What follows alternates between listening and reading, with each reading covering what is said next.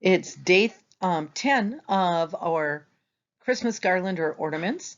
And today we've got a super simple little shape, a little tree, the same one that you had with the little stuff that Deb had shown you.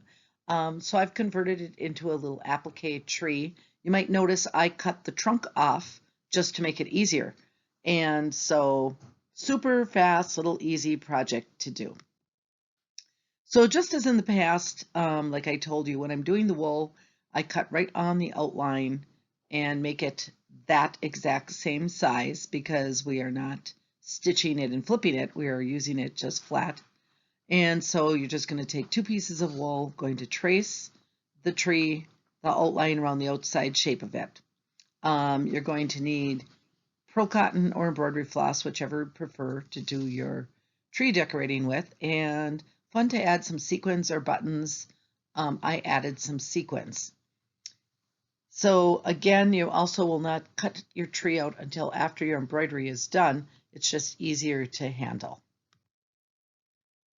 So using the picture that I have as a guide, you can decide where you want to put your stitches. So I just drew with my Friction pen because again, that just irons off in the end, and I maybe didn't even put everything exactly where I decided. And that way you know exactly, kind of as a guide, where you want to go. I used 3 different stitches when I did mine. I used a chain stitch, which is very simple, and a little star, and I use a colonial knot instead of a French knot. I find it always makes a much nicer one, and it works for me. So any place, anytime in an embroidery it asks for a French knot, I generally use a colonial knot, and so that is shown on the right on this slide. And if you practice it, if you've not done it before, I think you too would enjoy using it. Pay attention that how the thread is wrapped around it.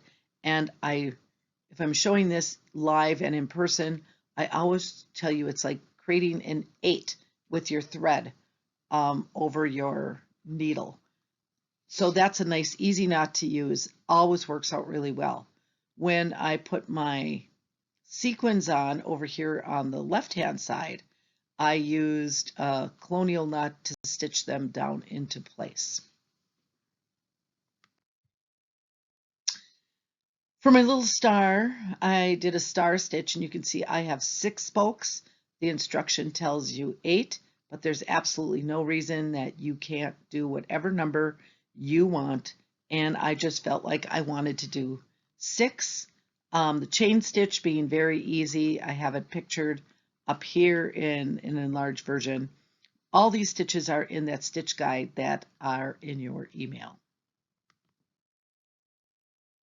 So just finish it with a blanket stitch, and you first, before you do that, you cut them both out on the line.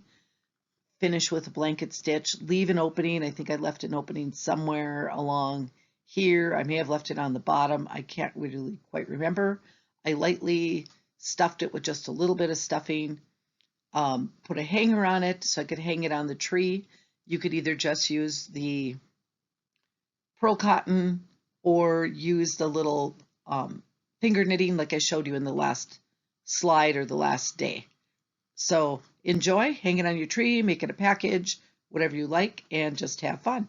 We will see you for day 11 tomorrow.